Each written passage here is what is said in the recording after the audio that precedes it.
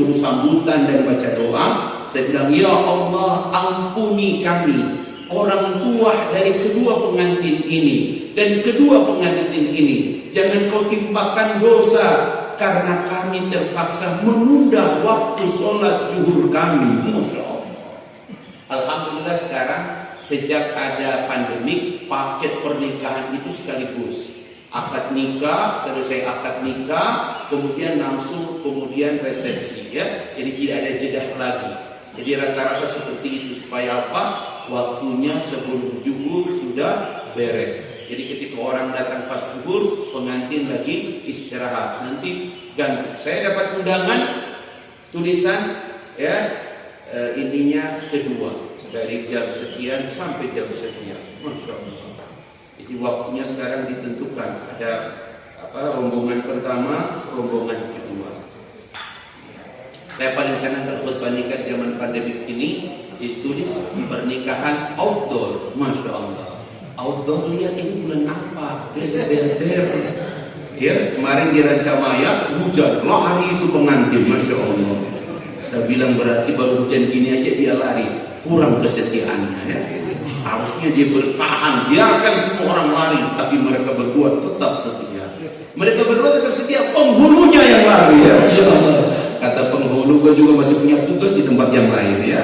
Jadi bapak-bapak sekalian, kalau kita lihat ini salah satu faktor kenapa Allah menyebutkan harta itu sumber kelalaian. La tulhikum amwalukum wala auladukum an dzikrillah. Jangan sampai harta-hartamu, anak-anakmu melalaikan kamu daripada mengingat Allah. Cuma kita saksikan di Madinah, cuma kita saksikan di Masjidil Haram. Kalau azan, toko-toko itu penuh, nggak ditutup, ada yang lain ditutup, ada yang dibiarkan ditutup. Semua orang ke Masjidil Haram, semua orang jalan ke Masjid Nabawi.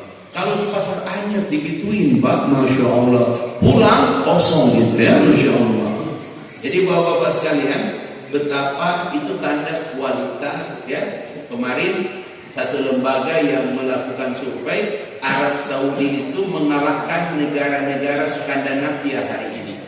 Itu negara yang dianggap paling tenang hidupnya sekarang. Arab Saudi sekarang nomor 1 di dunia, mengalahkan Norway, mengalahkan itu. Kenapa? Ternyata dampak pandemik di negara-negara Skandinavia, Norway, Finlandia yang dianggap paling tenang, sekarang kriminalnya juga mulai seperti itu. Kenapa? Kriminal yang muncul, Pak, itu angkanya sampai di negara-negara itu dulu hampir 0, sekarang tinggi. Kenapa?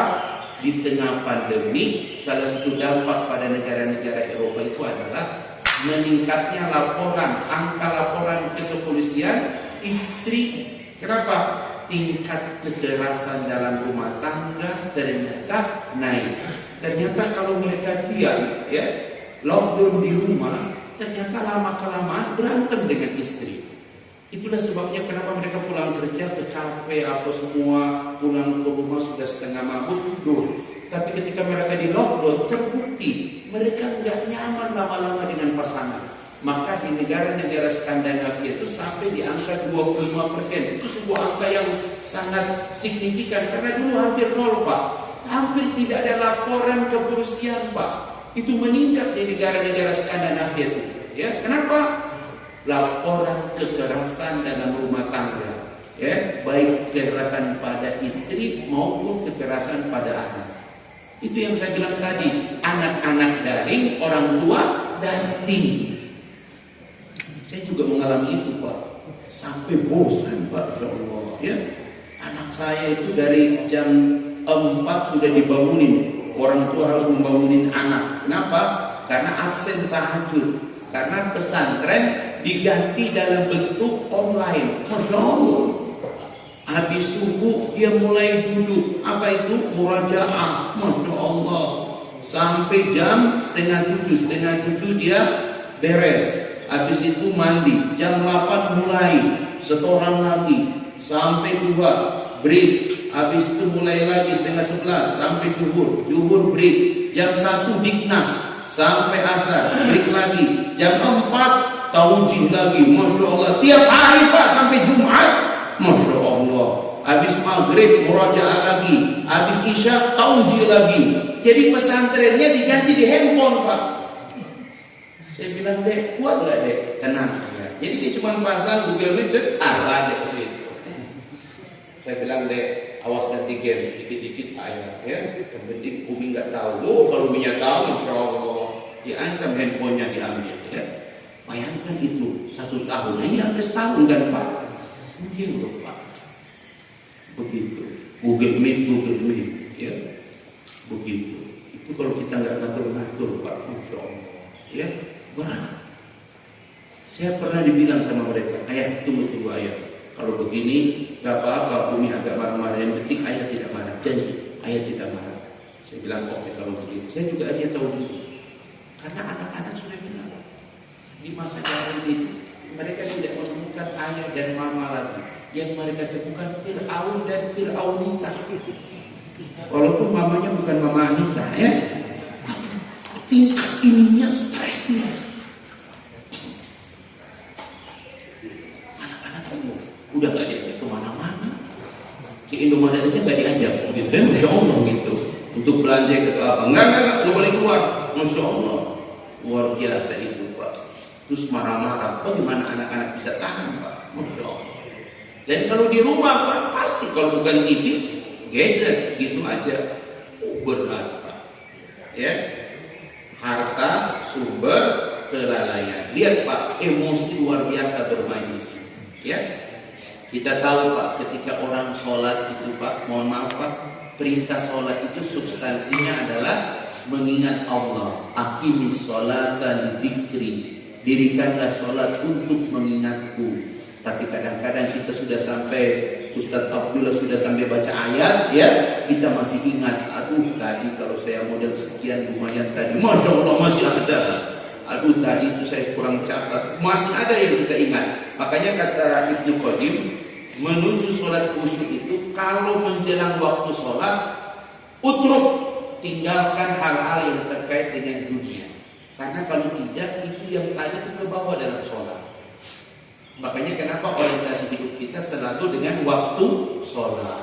Apalagi sekarang kita ini ada dikoreksi oleh salah satu dosen ilmu falak ya. Dia melakukan penelitian dengan beberapa lembaga. Kelihatan di Indonesia ini subuhnya masih terlalu malam. Karena zuhur kita, maghrib kita sudah lewat jam 6. Isya kita sudah lewat di atas jam 19, sudah lewat di atas. Asar kita sudah di atas. Subuh kita masih jam 4 lewat.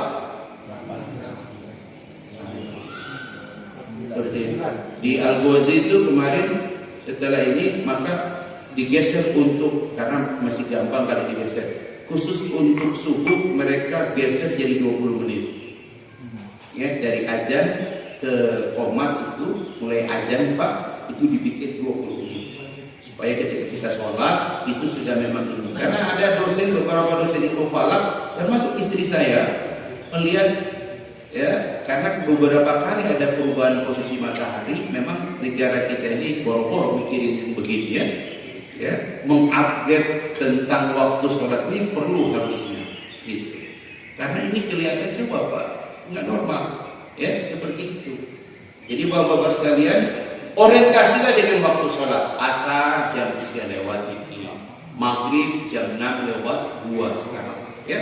Bapak bayangkan subuh jam 4 lewat 8, maghribnya sudah lewat jam 18. Padahal posisi kita ekuator, jarang berpindah Pak ya, seperti itu. Ini subuh luar biasa. Makanya orientasi sholat waktu kita orientasi dengan waktu sholat seperti itu. Bapak-bapak, ini yang kedua. Yang ketiga, mari kita lihat. Yang ketiga ya, Quran surat 64 ayat 15. Apa itu? Ini dia. Ya, harta adalah cobaan. Ini dia. Apa kata Allah? Innama amwalukum wa auladukum fitnah wallahu indahu ajrun azim. Sesungguhnya harta-hartamu dan anak-anakmu adalah cobaan. Kenapa Ustaz harta bisa jadi cobaan? Karena tidak sedikit persoalan harta memancing emosi seseorang. Ibu-ibu itu marah-marah, tapi kalau bapak datang kasih tebal amplop itu diam. Ya, Masya Allah. Dan saya sering kritik pada ibu-ibu. Ibu-ibu itu kadang-kadang tidak pernah belajar. Kalau suami pulang telat masih menggunakan kosakata yang sama. Salah satu kosakata yang harusnya cuma dipakai oleh security, kadang-kadang dipakai oleh para istri. Kosakata apa itu? Dari mana? Itu pertanyaan curiga. Itu pertanyaan siaga. Kenapa? Itu cuma boleh dipakai oleh security. Ketika ada orang datang, portal tidak boleh dibuka. Buka kaca mobil, pertanyaan pertama, maaf Pak, Bapak dari mana? Itu pertanyaan harus SOP itu. Dari mana? Ini istri-istri sudah tahu suaminya dari kantor, sudah tahu suaminya dari Jakarta, masih nanya, dari mana jam berapa? Masya Allah. Kadang-kadang security yang jadi istri, ya. Security kadang jauh lebih lembut daripada para istri, ya. Malam benar dibukakan portal, si bapak tuh buka kaca, Pak, malam banget ya pulangnya. Masya Allah, kalem, padahal badannya kekar, kumisan, pegang bentungan lagi, Masya Allah. Sampai di rumah, innalillahi wa inna ilaihi. Assalamualaikum. Masya Allah. Lihat Pak, emosi gitu ya. Makanya kalau bapak sudah datang telat, Pak begitu, ya. Jangan usah jawab Pak, diam aja. Biarkan ya, pastikan kita cuci tangan sebelum masuk ke rumah ya. Dia kemudian cium tangan kita sudah aman ya. Selesai tahan tangan dia, ambilkan dari kantong, masukkan ke Ibu kalau terjadi misalnya, ini cuma misalnya, kalau terjadi itu Bu ya, jangan langsung loncat Bu. Pastikan dulu apakah itu asli apa tidak, dekatkan ke cahaya rambut Bu ya. Mengkilap asli ini Masya Allah. Ibu cium tangan lagi Bu, double Bu ya, Masya Allah. Sambil berkata apa? Ibu dekatkan ke telinga suami, Mas, makasih sayang, besok pulang malam lagi ya, Masya Allah. Dasar mangkret ya Allah. Tapi begitulah, itu yang Ustaz bilang, betapa harta itu pengaruh. Makanya lihat apa kata Rasul. Lihat Pak ya, ini kalimat ini kemudian dilawan oleh Rasul dengan kalimat apa? Nikmatul mal. Nikmatul mal. Apa? Biyadis soleh. Ya, biyadis soleh. Nikmatnya harta itu di tangan orang soleh.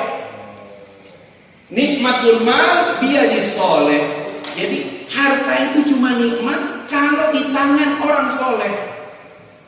Ya, begitu. Makanya apa kata Abu Bakar? Bapak, ini doa Pak, doa biasa Pak. Tapi ini semacam doa kayak doa muhasabah. Apa kata Abu Bakar? Ya Allah, letakkanlah harta-harta kami di tangan-tangan kami. Jangan Engkau letakkan harta di hati-hati kami. Karena kalau harta masuk di hati Pak, emosi ya. Bapak-bapak, ibu-ibu, Ustaz boleh tanya ya. Jangan tanya, pokoknya kalau anggaplah ini uang halal. Bapak pulang dari pengajian, ada orang sudah nunggu di rumah Bapak, bawa duit 10 miliar cash. Kira-kira berapa koper ya?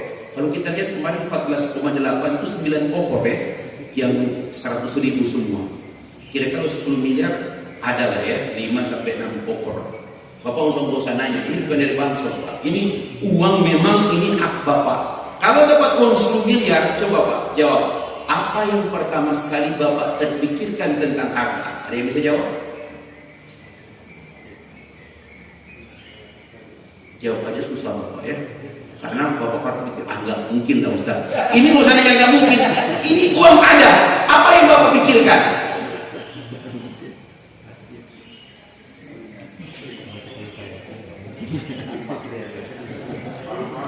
Itulah sebabnya Allah nggak kasih sekali dia gitu.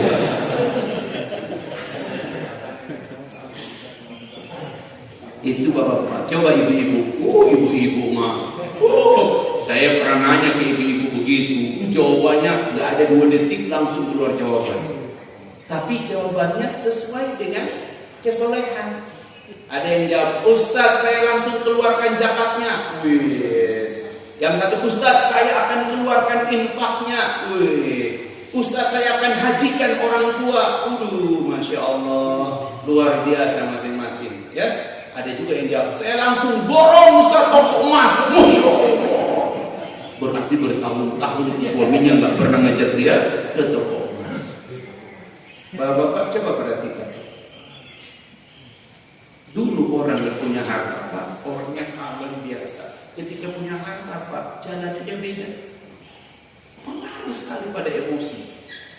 Kenapa Allah menyebutkan innama amwalukum wa auladukum fitnah? Hartamu itu ya jadi cobaan. Tidak sedikit suami istri berantem. Mohon maaf bapak-bapak, ibu-ibu, tanda hubungan ibu dan bapak ada masalah paling ukurannya apa? Bapak lebih senang tidur di kamar sendiri, ibu paling senang tidur tidak mau diganggu. Hati-hati, kalau ranjang bapak tidur lebih senang sendiri, itu sudah tanda-tanda Pak, bapak tidak lagi menikmati pasangan. Ada kan sekarang suami istri nggak ada masalah, Ustaz, nggak ada masalah.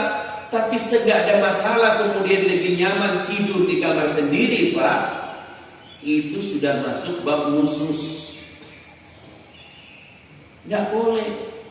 Mohon maaf Pak, tanda bapak sudah lebih menikmati. Nggak usah lah. Terus ini juga. Masya Allah. Pak nggak boleh Pak. Tidur itu tetap harus satu ranjang. Ya, ada jemaah Ustaz, suami saya senangnya tidur di ruang tengah. Loh, geraku, Ustaz ada AC juga sudah dihitung. Makanya ibu-ibu belajar dengan sebuah supermarket, toko. Ya, ada toko di Indonesia yang sudah beberapa gerainya pada tutup. Itu apa kata manajernya? Saya diundang ceramah. Pak Ustaz, lihat barang-barang kami. Barang-barang kami sebenarnya bukan berarti dia barang baru ada, tetapi inilah sekian. Tapi kami di sini tiap 3 hari Ustaz. Kalau Ustaz datang 3 hari berikutnya, hari keempat barang sini sudah posisi di sini, posisi di sini. Makanya ada yang namanya kamar tidur utama itu, ibu, itu kalau perlu bapak-bapak belikan spray itu minimal ya 5 sampai 7. Jadi setiap 3 hari ya paling lama tuh spray sudah diganti. Tidak cuma ganti tapi warnanya harus berubah. Dari hijau langsung ke pink, dari pink langsung ke apa gitu. Supaya apa? Ada perubahan.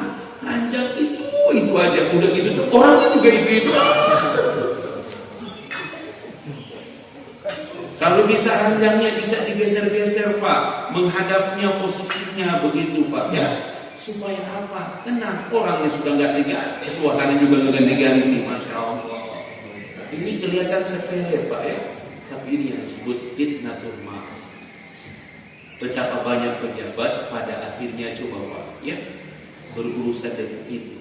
Walaupun secara politis orang berkata, bukankah ketua KPK itu didukung oleh 2 partai itu? Kenapa ketika menangkap 2 kader mereka itu kok nggak ada koordinasi? Nggak ada pokoknya, aja. Karena ketika dia ketua KPK dipanggil oleh Dewan Pengawas, justru mereka yang ngojok-ngojok. Sekarang saya buktikan, hajar. Karena di undang-undang KPK yang baru, walaupun Dewan Pengawas ada, tapi kalau tidak ada tanda tangan ketua KPK, itu izin untuk minta penyadapan tidak bisa dilaksanakan. Wah, luar biasa. Ya, coba Bapak bisa bayangkan, menteri itu Pak lahir sudah kaya, orang pokoknya terkenal pengusaha kaya. Masih butuh 10.000 ya, tapi 2,5 juta paket Pak. Ya, coba Bapak lihat itu yang disebut fitnatul mal. Fitnahnya harta. Memang ada pengaruh pada emosi Pak. Ya, saya sedikit masih ada waktu 12 menit lagi. Saya akan buktikan Bapak-bapak bagaimana fitnah harta ini mempengaruhi emosi. Dan menurut sejarah inilah cara Allah menterbiah sahabat Rasul. Siapa yang tidak kenal Abu Bakar? Dialah laki-laki pertama yang beriman kepada ajaran Allah dan Rasul. Masya Allah. Siapa yang tidak kenal Abu Bakar? Ya, apa kata Umar ketika Rasulullah SAW belum dimakamkan? Bayangkan perkara jasad Nabi ditunda fardu kifayah. Kenapa? Mereka berkumpul di sebuah rumah. Di situ ada Umar, ada Abu Bakar, apa segala macam. Ketika mereka bertanya siapa yang akan mengganti Rasul, Umarlah orang pertama yang berkata, saya berbaiat kepada Abu Bakar. Kenapa? Saya saksikan dialah orang yang paling pantas mengganti Rasul. Walaupun Nabi pernah berkata, sekiranya setelah aku ada manusia yang paling pantas menjadi Nabi, Nabi pernah berkata, Umarlah orangnya. Tapi Umar tahu diri, Pak. Ya, dia orang baru, newcomer. Ya, kalau bahasa kita mu'alaf, ya, Masya Allah gitu. Ya, dia tahu diri. Maka ketika Nabi lagi, yang menemani Nabi adalah Ali bin Abi Thalib, karena dia sepupu sekaligus menantu yang ikut membandingkan jenazah Nabi. Tetapi mereka bersepakat, Umar saja menunjuk Abu Bakar. Ya, yang Rasul pernah berkata pada Abu Bakar, sekiranya iman manusia, ya, dari sekarang sampai ditimbang dengan iman Abu Bakar, tidak akan pernah menyamai iman Abu Bakar. Tapi apa yang terjadi, Pak? Apa kata para ulama kalau baca Ar-Rijal Qaula Rasul? Apa kata para ulama? Sekiranya manusia ingin mencari aib, maka sulit mendapatkan aib Abu Bakar. Masya Allah. Sebelum Islam datang dia tidak pernah minum khamar. Sebelum Islam datang dia tidak pernah terkait dengan masalah perempuan. Terkenal Abu Bakar orang yang lurus, menjaga kehormatan dirinya. Ya, Masya Allah. Dialah yang membebaskan Bilal bin Rabah. Masya Allah. Dialah yang dalam sejarah manusia pernah menginfakkan hartanya seluruhnya. Yang ketika dipanggil oleh Nabi, ya Abi Bakar, ma baqiyaka minal ahli, apa yang kau sisakan untuk keluargamu? Keluarlah dari mulut Abu Bakar sebuah kalimat yang luar biasa tentang harta. Apa kata Abu Bakar? Baqiyatu minal ahli, yang kusisahkan harta untuk apa? Untuk keluargaku. Allah wa Rasuluhu, cukuplah Allah dan Rasulnya. Masya Allah. Kalau kita ngomong gitu ke istri, makan ke Rasul, ya, Masya Allah. Coba bisa bayangkan. Tapi dia akhirnya kena juga ujian. Apa itu? Surat An-Nur ayat 16 sampai 24. Kisah tentang hadisul ifki, hoax.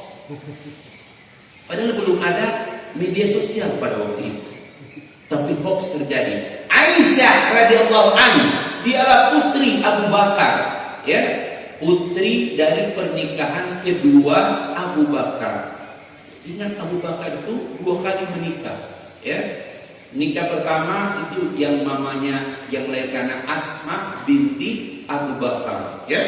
Tetapi karena istri Abu Bakar itu tidak mau beriman, maka kemudian diceraikan oleh Abu Bakar. Menikah lagi Abu Bakar dengan mendiang, ya, istri Ja'far bin Abi Thalib. Ja'far istrinya agak ke Eropa-Eropaan, putih kemerah-merahan. Makanya ketika menikah lahirlah seorang yang bernama Aisyah Humairah. Masya Allah, ya. Karena Ja'far itu punya beberapa orang anak. Anaknya siapa apa semua? Kata Rasul, oke, kalian tanggung anaknya, biayai, tapi khusus istrinya jangan kalian apa? Itu urusan Abu Bakar. Masya Allah. Begitu Pak DKM. Lihat jadi bagaimana siapa yang pantas begitu, Masya Allah. Itu tanggung jawab DKM. Kalau tidak ada, terpaksa aja jangan tanggung jawab. Masya Allah.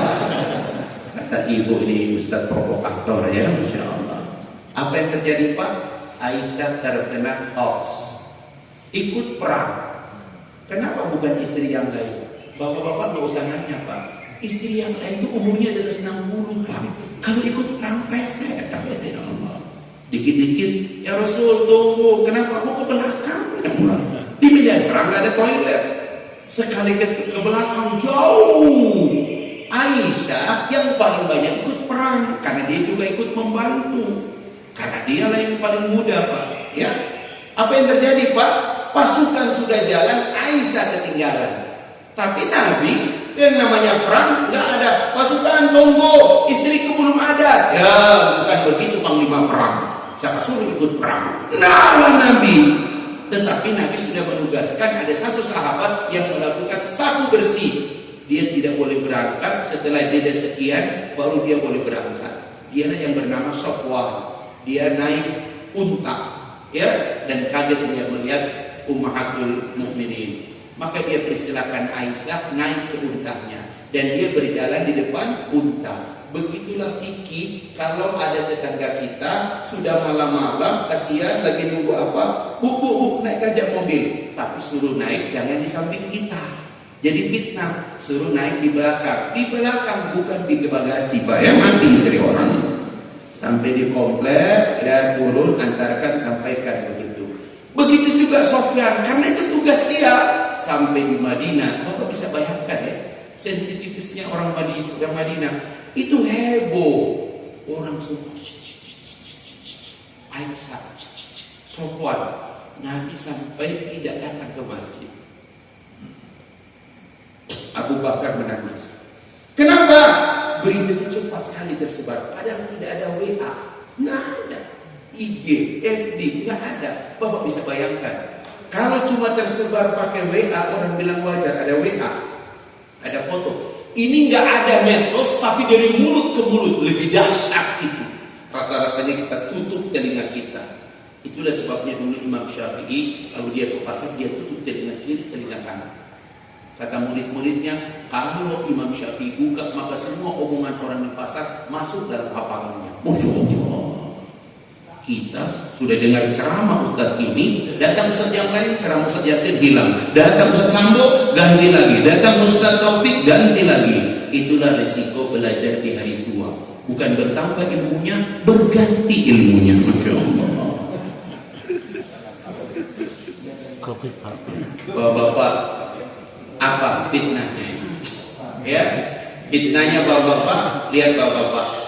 Ternyata yang menyebarkan berita bohong itu adalah beberapa saudara Abu Bakar yang tiap pekan itu jatah dapurnya dari Abu Bakar.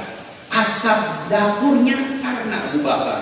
Abu Bakar berkata, wallahi, kalau ini cuma urusan Aisyah putriku, aku tidak akan pernah mempermasalahkan. Tapi ini sudah Aisyah itu istri Nabi. Apakah kalian tidak sedih melihat Nabi?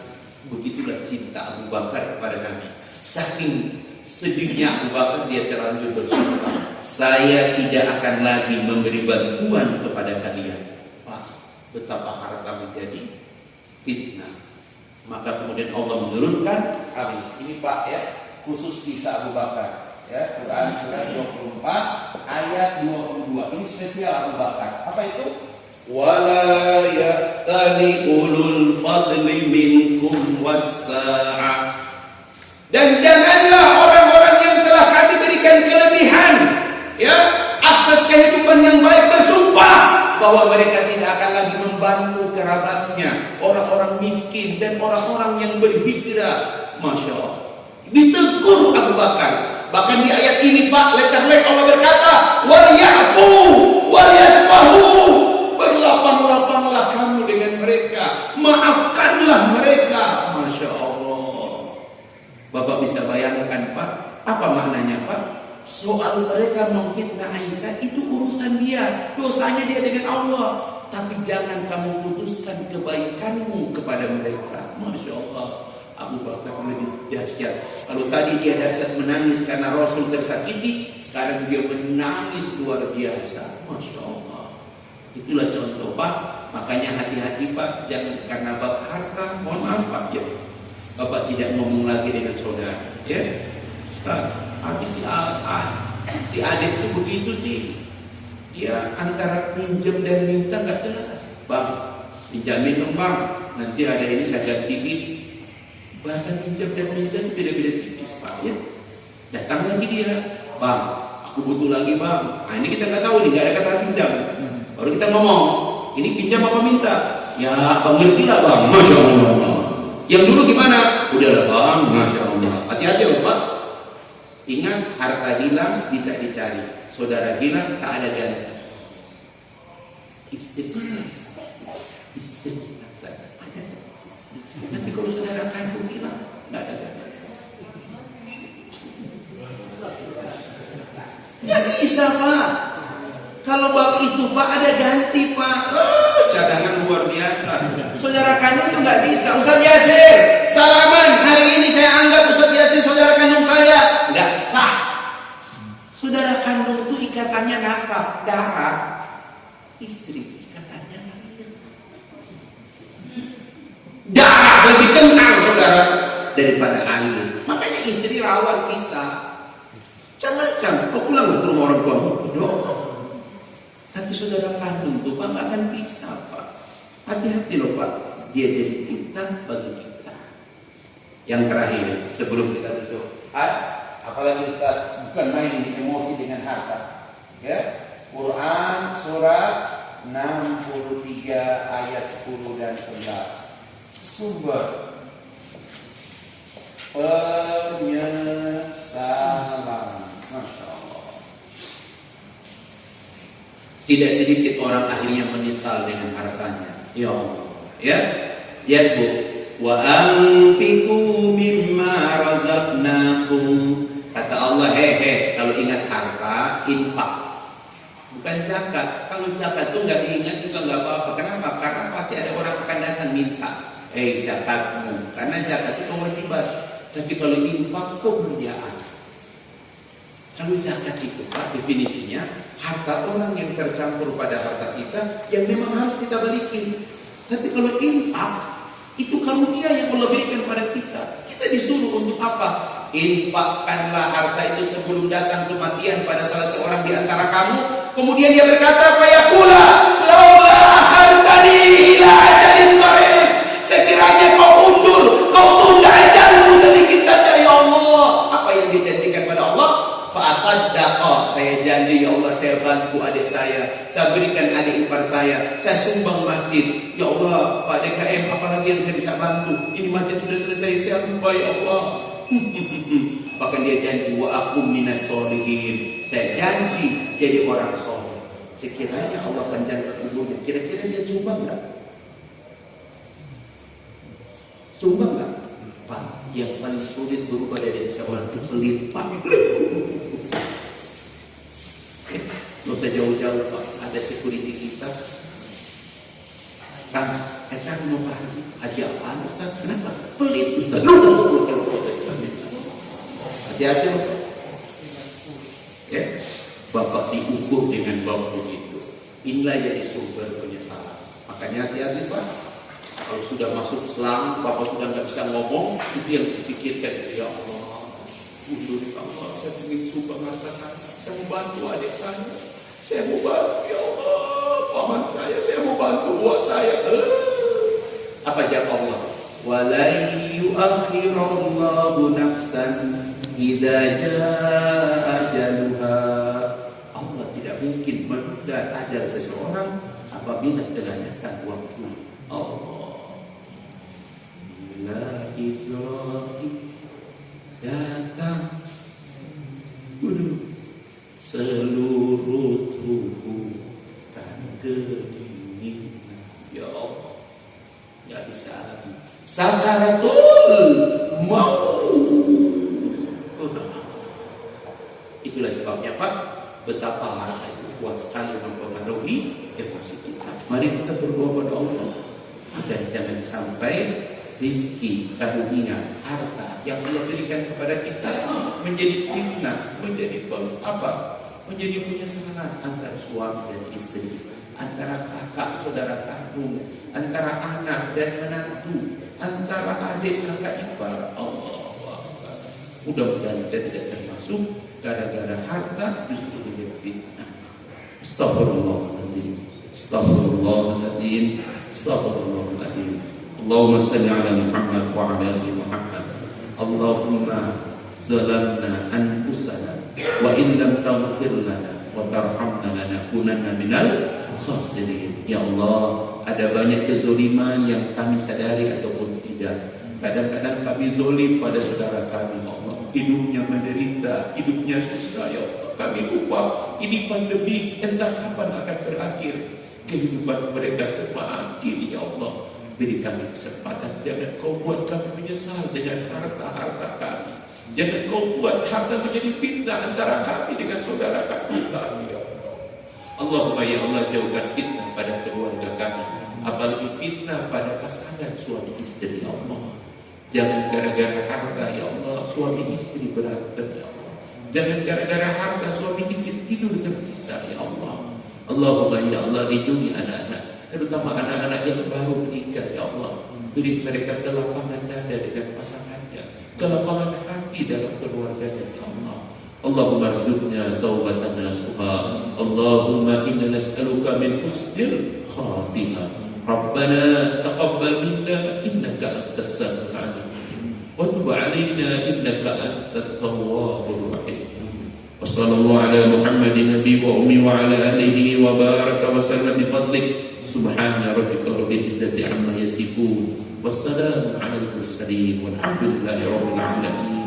Subhanaka Allahumma wa bihamdik asyhadu an la ilaha illa anta astaghfiruka wa atubu ilaik.